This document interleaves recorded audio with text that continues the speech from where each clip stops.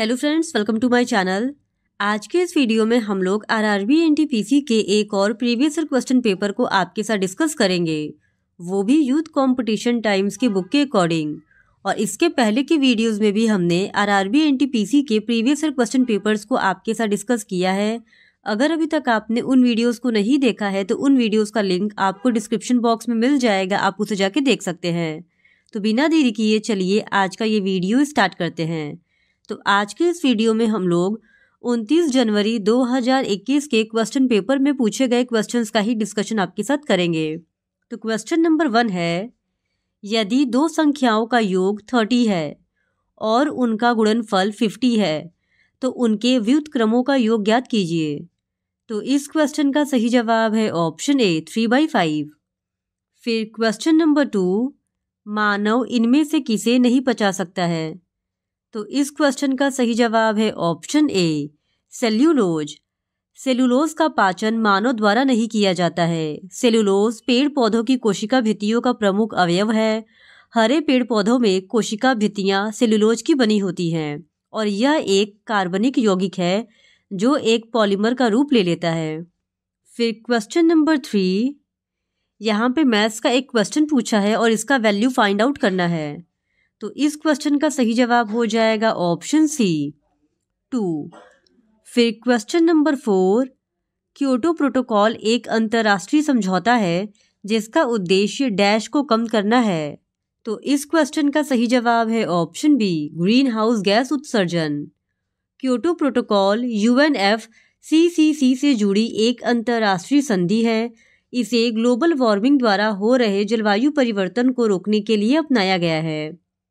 Kyoto protocol को Kyoto, Japan में 11 दिसंबर 1997 ईस्वी को अपनाया गया था तथा 16 फरवरी 2005 ईस्वी को इसे लागू किया गया था। फिर क्वेश्चन नंबर 5, स्यूडोपोडिया डैश पर मौजूद अंगुली जैसी आकृति वाली संरचनाएं हैं। तो इस क्वेश्चन का सही जवाब है option C amoeba. Pseudopodia amoeba पर मौजूद अंगुली जैसी आकृति वाली संरचनाएं हैं। अमीबा में अंगुली के आकार के कूटपादों द्वारा गमन होता है। अमीबा इन कूटपादों की सहायता से किसी भी दिशा में चल सकते हैं।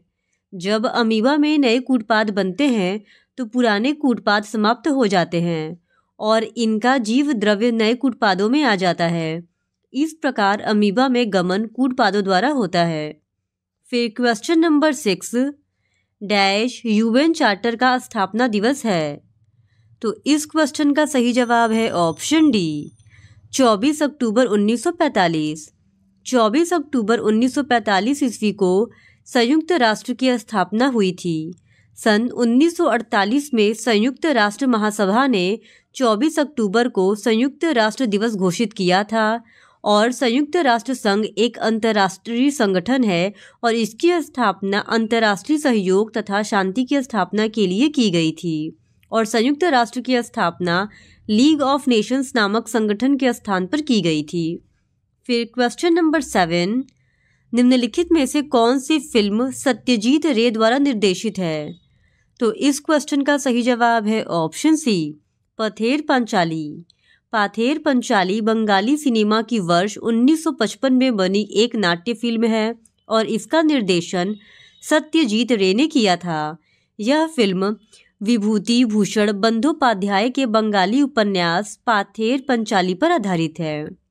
फिर क्वेश्चन नंबर 8, राम अकेले एक कार्य को 20 दिनों में पूरा कर सकता है जबकि श्याम अकेले उसी कार्य को 30 दिनों में पूरा कर सकता है। यदि वे एक साथ मिलकर कार्य करते हैं तो उन्हें कार्य पूरा करने में कितने दिन लगेंगे। तो इस क्वेश्चन का सही जवाब है ऑप्शन डी 12 दिन। फिर क्वेश्चन नंबर 9, भारतीय राष्ट्रीय ध्वज भीकाजी कामा द्वारा डैश में फहराया गया था। तो इस क्वेश्चन का सही जवाब है ऑप्शन डी जर्मनी में 1907। मैडम भीकाजी रुस्तम कामा ने 22 अगस्त 1907 ईस्वी में जर्मनी में हुई इंटरनेशनल सोशलिस्ट कांग्रेस में भाग लिया था और इसमें कामा ने ब्रिटिश शासन के घातक दुष्परिणामों का खुलासा करते हुए एक उत्तेजनापूर्ण भाषण दिया था तथा भारत का राष्ट्रीय तिरंगा हरा, पीला व लाल ध्वज फहराया। मैडम कामा को मदर ऑफ इंडियन रिवॉल्यूशन कहा जाता है। फिर क्वेश्चन नंबर 10, किस कैबिनेट मिशन ने भारतीय संविधान के निर्माण हेतु एक संविधान सभा का प्रस्ताव रखा था? तो इस क्वेश्चन का सही जवाब है ऑप्शन सी, कैबिनेट मिशन योजना 1946। कैबिनेट मिशन वर्ष 1946 में भारतीय संविधान के निर्माण हेतु एक संविधान सभा का प्रस्ताव रखा था। वर्ष 1946 में ब्रिटिश प्रधानमंत्री एटली ने भारत में एक 3 सदस्यीय शिष्टमंडल भेजने की घोषणा की। इस शिष्टमंडल में ब्रिटिश कैबिनेट के 3 सदस्य लॉर्ड पेंथिक लॉरेंस, स्टेफोर्ड क्रिप्स तथा एवी अलेक्जेंडर शामिल थे। फिर क्वेश्चन नंबर 11, दीनदयाल उपाध्याय ग्रामीण कौशल्य योजना डैश में शुरू की गई थी? तो इस क्वेश्चन का सही जवाब है ऑप्शन सी, 2014 में। दीनदयाल उपाध्याय ग्रामीण कौशल्य योजना को 25 सितंबर 2014 को शुरू किया गया था। यह योजना गरीब ग्रामीण युवाओं को नौकरियों में नियमित रूप से न्यूनतम मजदूरी के बराबर या उससे ऊपर मासिक मजदूरी प्रदान करने का लक्ष्य रखती है। यह ग्रामीण विकास मंत्रालय भारत सरकार के द्वारा ग्रामीण आजीविका को बढ़ावा देने के लिए की गई पहलों में से एक है। यह एक राष्ट्रीय ग्रामीण आजीविका मिशन का हिस्सा है। फिर क्वेश्चन नंबर 12, रवि की आयु उसकी पत्नी की आयु से 5 वर्ष अधिक है, जिसकी आयु उसकी पुत्री की आयु से 5 गुनी है। 3 वर्ष पहले उसकी पुत्री की आयु 4 वर्ष थी, तो रवि की वर्तमान आयु क्या है? इस क्वेश्चन का सही जवाब है ऑप्शन सी, 40 वर्ष।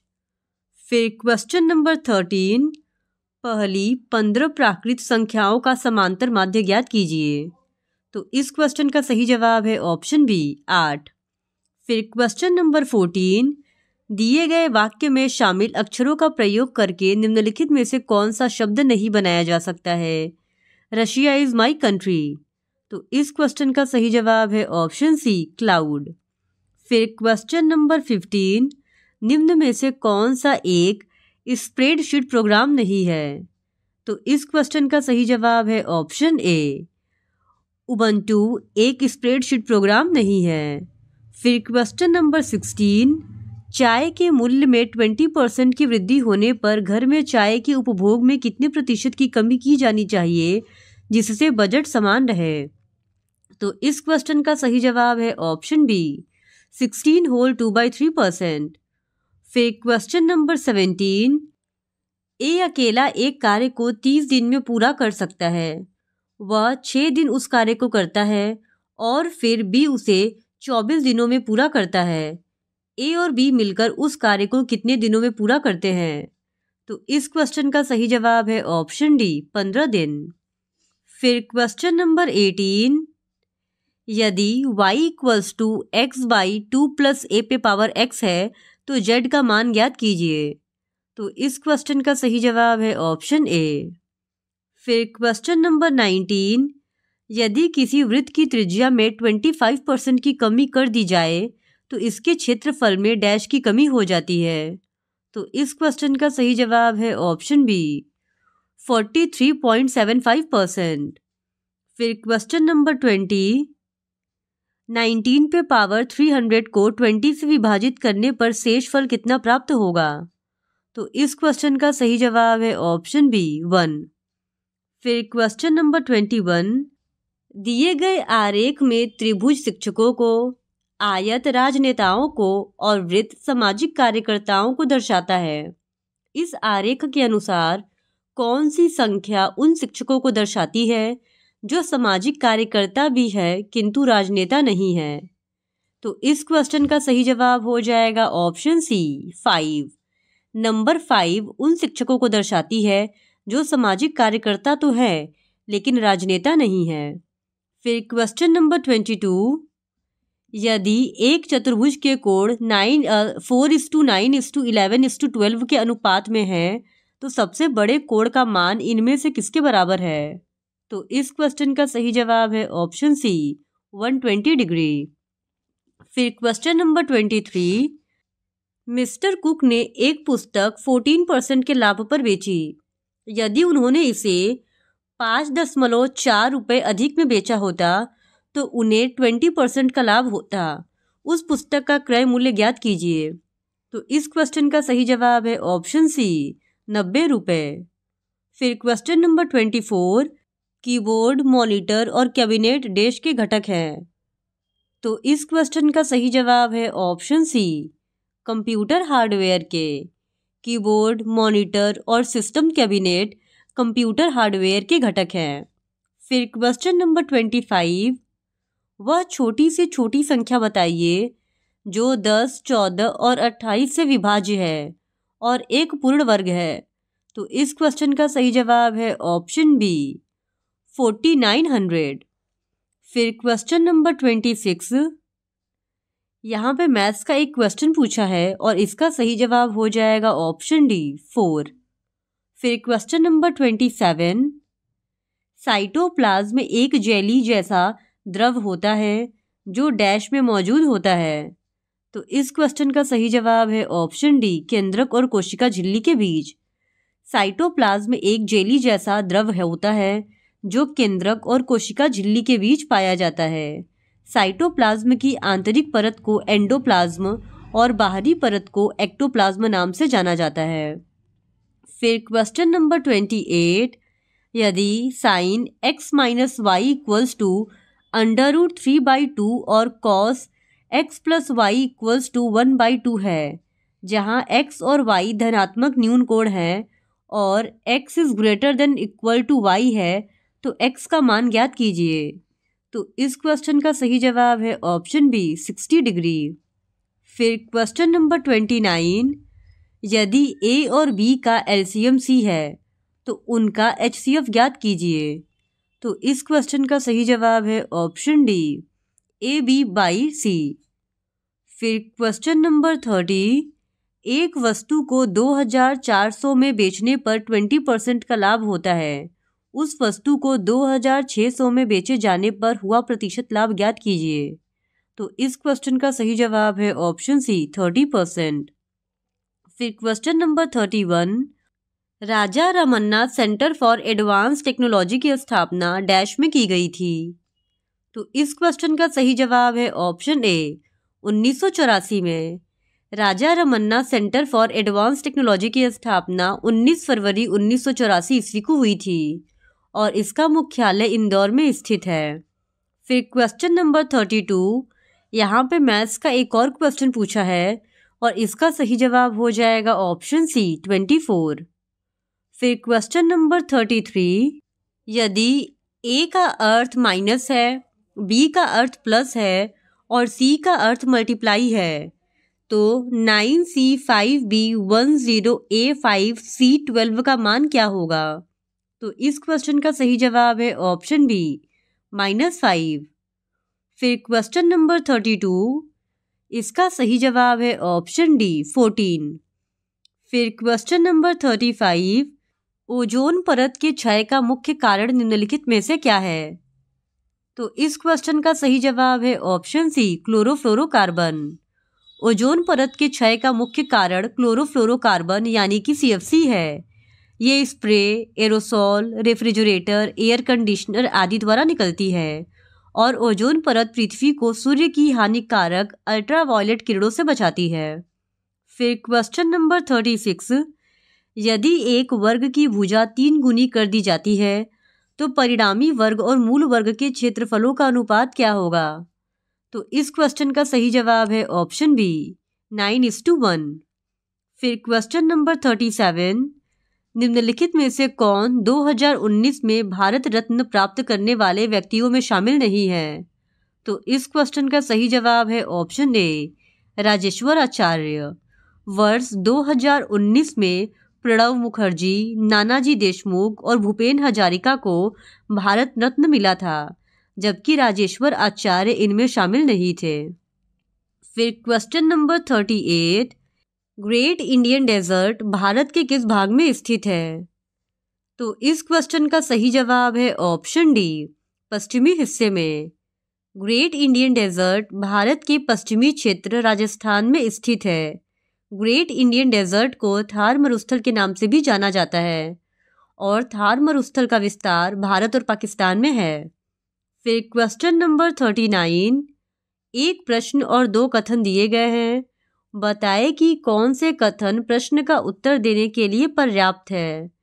तो यहाँ पर प्रश्न है, एम का पिता कौन है। कथन 1 है, पी और क्यू भाई भाई है। कथन 2 है, क्यू की पत्नी एम की पत्नी की बहन है। तो इस क्वेश्चन का सही जवाब हो जाएगा ऑप्शन डी। कथन 1 और 2 दोनों पर्याप्त नहीं है। फिर क्वेश्चन नंबर 40, उस विकल्प का चयन करें जिसका तीसरे शब्द के साथ वही संबंध है जो दूसरे शब्द का पहले शब्द से है। फुटबॉल, मैदान, टेनिस। तो यहाँ पे जिस प्रकार फुटबॉल का संबंध मैदान से है, उसी प्रकार हमको बताना है कि टेनिस का संबंध दिए गए ऑप्शंस में से किसके साथ है। तो इस क्वेश्चन का सही जवाब हो जाएगा ऑप्शन ए, कोर्ट। जिस प्रकार फुटबॉल मैदान में खेला जाता है, उसी प्रकार से टेनिस कोर्ट में खेला जाता है। फिर क्वेश्चन नंबर 41, दिए गए समीकरण में x का मान ज्ञात कीजिए। यहाँ पे इक्वेशन है √2401 by x equals to x by 6.25। तो इस क्वेश्चन का सही जवाब हो जाएगा ऑप्शन बी, 17.5। फिर क्वेश्चन नंबर 42, भारतीय राष्ट्रीय कांग्रेस की संस्थापना के समय भारत के वायसराय कौन थे। तो इस क्वेश्चन का सही जवाब है ऑप्शन सी, लॉर्ड डफरिन। भारतीय राष्ट्रीय कांग्रेस की स्थापना के समय भारत का वायसराय लॉर्ड डफरिन था। लॉर्ड डफरिन ने कांग्रेस को सूक्ष्मदर्शी अल्पसंख्यक जनता का प्रतिनिधित्व करने वाली संस्था कहकर मजाक उड़ाया था। फिर क्वेश्चन नंबर 43, स्वतंत्रता की पहली चिंगारी किसने प्रज्वलित की, जिसके कारण 1857 के विद्रोह की शुरुआत हुई। तो इस क्वेश्चन का सही जवाब है ऑप्शन सी, मंगल पांडे। 29 मार्च 1857 ईस्वी को 34वीं रेजिमेंट बैरकपुर के मंगल पांडे ने अपने साथियों के साथ विद्रोह के लिए आह्वान किया था। फिर क्वेश्चन नंबर 44, पाचन के बाद प्रोटीन डैश में परिवर्तित हो जाता है। तो इस क्वेश्चन का सही जवाब है ऑप्शन डी, अमीनो अम्ल में। पाचन के पश्चात प्रोटीन अमीनो अम्ल में परिवर्तित हो जाता है। पूर्ण विखंडन पर शुद्ध प्रोटीन्स के अणु सरल अमीनो अम्ल के अणुओं में टूटते हैं और अंततः प्रोटीन्स अमीनो अम्ल के यौगिक होते हैं। प्रकृति में 20-22 प्रकार के अमीनो अम्ल पाए जाते हैं।